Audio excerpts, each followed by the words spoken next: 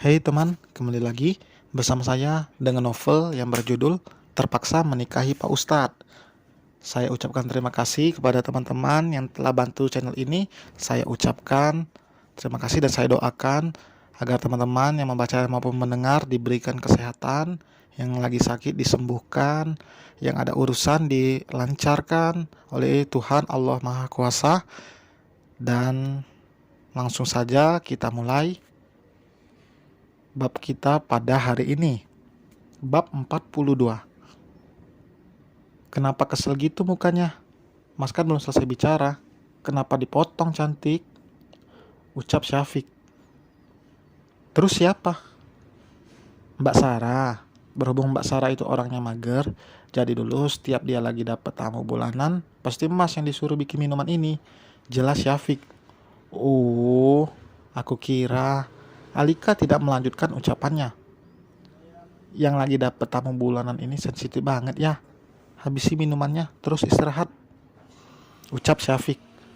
Dengan sekali teguk, air itu sudah berpindah ke perutnya. Perempuan itu menjulurkan lidahnya karena merasakan aneh di perasaannya. Syafiq hanya terkikik geli. Ia mengambil alih gelas itu lalu melanjutkan untuk cuci piring. Udah, biar aku aja, tutur Alika. Dengerin Mas.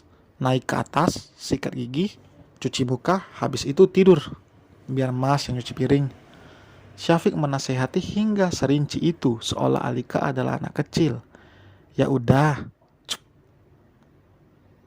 Alika langsung berlari terbirit-birit setelah melayangkan kecupan di pipi Syafiq hingga membuat lelaki itu terpaku. Tidak menyangka istrinya yang dulu begitu membencinya kini malah selalu bermacam manja. Syafiq mensyukuri apapun yang terjadi dan yang sudah dilewati. Sayang, dia lagi dapat tamu bulanan. Gumam Syafiq kecewa. Piring dan gelas itu sudah kembali ke tempatnya semula. Syafiq mematikan lampu lalu berjalan menuju lantai atas. Kamar mandi adalah tempat pertama yang ditujunya. Seperti apa yang tadi dikatakan pada Alika, Syafiq mencuci muka dan menyikat gigi sebelum masuk kamar. Lelaki itu begitu cinta kebersihan. Kalau orang bilang Syafiq itu orangnya perfeksionis, tapi Syafiq tidak merasa seperti itu. Ia hanya melakukan sesuatu yang lebih baik dilakukan daripada tidak. Ia memang beda dengan saudara-saudaranya yang lain. Mereka tidak suka mengikuti pola hidup sehat, seperti yang dilakukan Syafiq. Benar-benar tidur dia, gumam Syafiq saat melihat Alika sudah meringkuk di atas ranjang. Bukannya menyusul, Syafiq menyiapkan materi untuk mengisi kajian nanti subuh di pondok. Besok memang jadwal lelaki itu untuk mengisi kajian di pondok. Semua pengajar memang memiliki jadwal yang sudah ditentukan. Sayangnya Syafiq tidak bisa membawa Alika karena perempuan itu sedang datang bulan. Mengisi waktu luang dengan kebaikan itu lebih baik daripada hanya melihat beranda di sosial media yang tidak berfaedah. Selesai masalah materi, lelaki tampan itu menjawab beberapa pertanyaan dari teman-temannya di media. Syafiq biasa membuka sesi tanya jawab saat ia memiliki waktu luang. Mereka sudah siap-siap menuju bandara. Semua orang akan kumpul di sana. Hanya beberapa hari di sana, satu koper yang dibawa. Alika juga akan bertemu dengan kedua temannya langsung di sana. Mungkin saat ini Cynthia dan Nurma sudah sampai karena jadwal mereka lebih cepat. Nggak ada yang ketinggalan? Nggak ada, udah berkali-kali aku cek, saud Alika. Ya udah, taksi online-nya sudah nunggu di depan, ucap Syafiq. Alika begitu antusias setelah sekian lama ia tidak berlibur. Akhirnya ia bisa juga merasakan lagi untuk menikmati alam. Baru saja perjalanan ke bandara, Alika sudah tertidur bersandar di pundak suaminya. Perempuan itu memang mudah sekali tertidur, dimanapun. Sekitar pukul 4 sore mereka sampai di tempat tujuan. Bahkan fasilitas penginapan sudah disediakan. Semua orang sibuk dengan kegiatan masing-masing. Alika akan menemui Cynthia dan Nurma yang sudah menunggunya. Perempuan itu seolah tidak merasakan lelah. Mas, aku mau ketemu teman-teman. Boleh nggak? Tanya Alika. Di mana? Alika mengarahkan telunjuknya ke luar jendela. Cynthia dan Nurma melambaikan tangan pada Alika. Mereka sudah lama menunggu kedatangan sahabatnya itu. Karena Alika ada di dalam jarak pandangnya, Syafiq mengizinkan. Alika berlalu setelah mendapat izin, sedangkan Syafiq duduk di balkon yang menghadap langsung ke pantai. Ia begitu menikmati udara pantai itu. Syafiq mengeluarkan camilan yang sudah disiapkannya dari rumah, memakannya sambil melihat Alika yang kini sudah bergabung dengan teman-temannya. Gue kangen banget sama kalian. Alika memeluk keduanya bersamaan. Kita juga kangen tahu, gak ada lo rasanya sepi banget. Jelas Nurma. Kita gak ganggu acara honeymoon lo kan? Goda Cynthia. Honeymoon apaan sih? Gue kesini buat liburan, ketemu kalian. Udah gak usah ngomongin itu.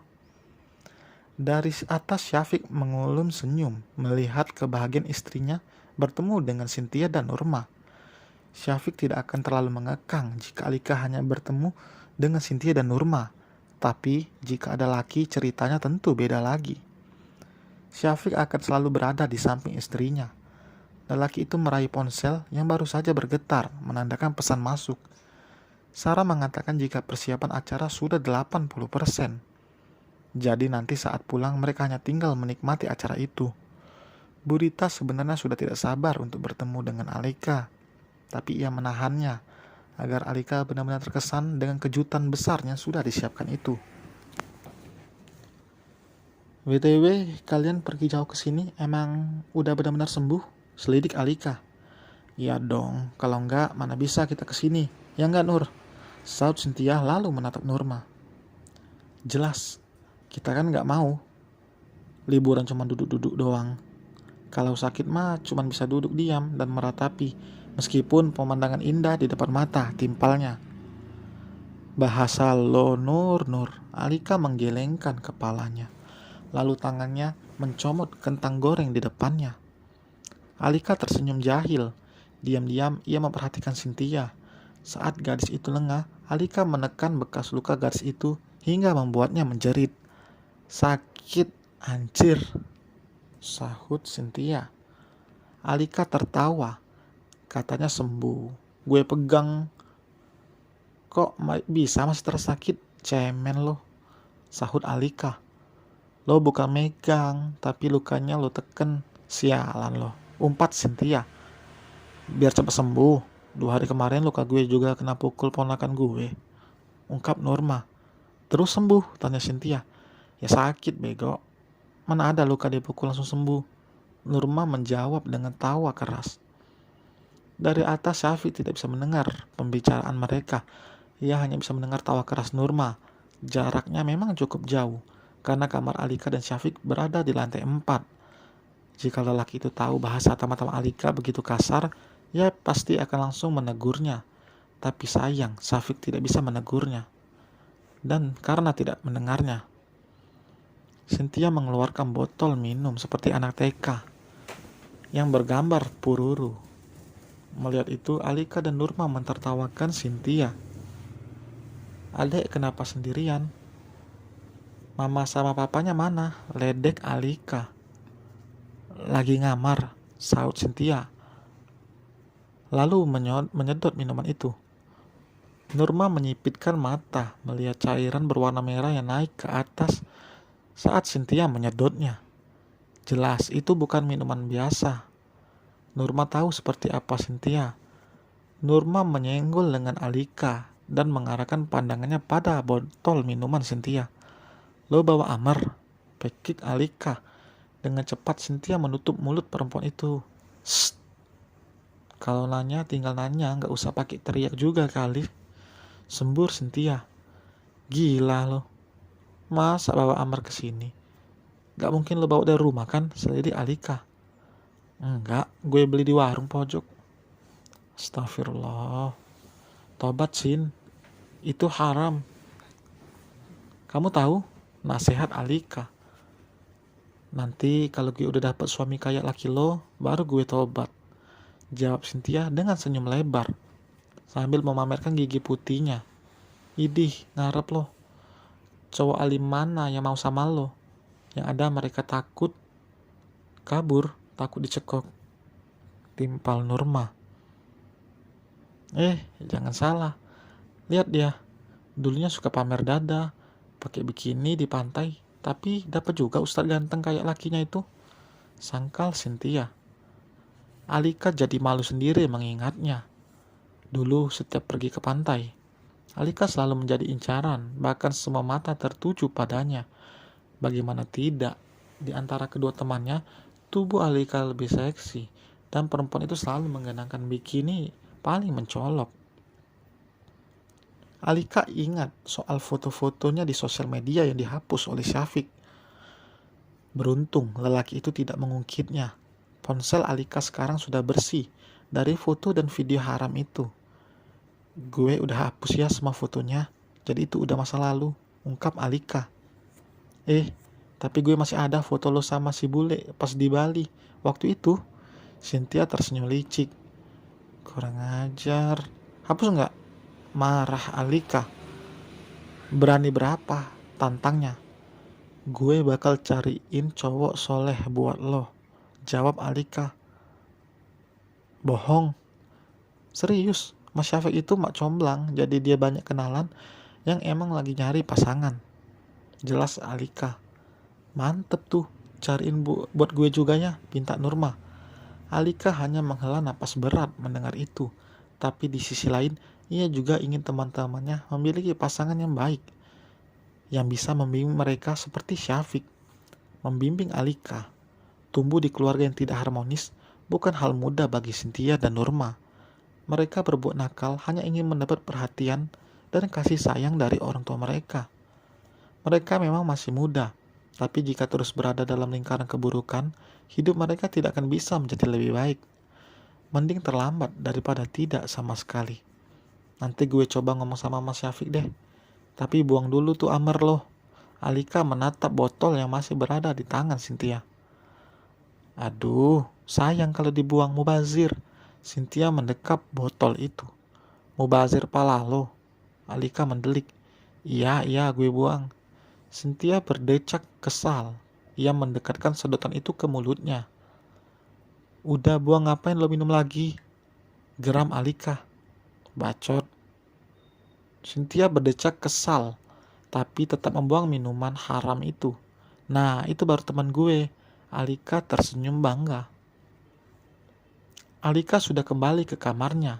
Ia dan Syafiq duduk berdampingan menikmati pemandangan matahari terbenam yang indah dari balkon kamar mereka. Jadi berasa kayak di drakor. Alika terkekeh geli. Ia pecinta drakor. Adegan yang disukainya saat melihat pasangan yang duduk bersama sambil menikmati matahari terbenam. Masa sih? Syafiq menatap sang istri yang tatapannya lurus, mengagumi ciptaan Tuhan yang begitu indah. Iya, Mas gak pernah nonton drakor ya? Alika mengalihkan pandangannya hingga membuat tatapan mereka beradu, karena Syafiq yang masih menatap lekat sang istri dari jarak dekat. Gak pernah. Emang yang kamu lihat di drakor itu kayak apa? Syafiq bertanya dengan tangannya yang berada di pipi Alika. Ibu jari lelaki itu memberikan sentuhan di kulit mulus sang istri. Dari pipi merembet hingga menyentuh sudut bibir Alika yang merah alami. Mas, iya, ayo lanjut ceritanya, ujar Syafiq. Tatapan mata lelaki itu begitu dalam, hingga Alika sulit untuk berpaling. Bagaimana caranya mau cerita kalau jarinya ada di bibir gue? Apa dia mau cium gue? Alika membatin. Syafiq menarik tangannya, membuat Alika mendesah kecewa. Tanpa berkata, Syafiq menarik lembut sang istri dan membawanya masuk ke dalam kamar dan menutup gorden. Kayak gini, Syafiq mendekatkan wajahnya, mendaratkan bibirnya di atas bibir sang istri, dibarengi dengan gerakan lembut yang membuat Alika terhanyut. Ia mengalungkan tangannya di leher Syafiq. Kepala Alika sedikit mendongak karena Syafiq begitu tinggi. Tinggi Alika itu hanya sebatas dada lelaki itu. Dan bersambung. Terima kasih yang telah mendengar. Jangan lupa like, komen, dan subscribe di akhir video. supaya Mimin semangat untuk upload video-video berikutnya. Bye.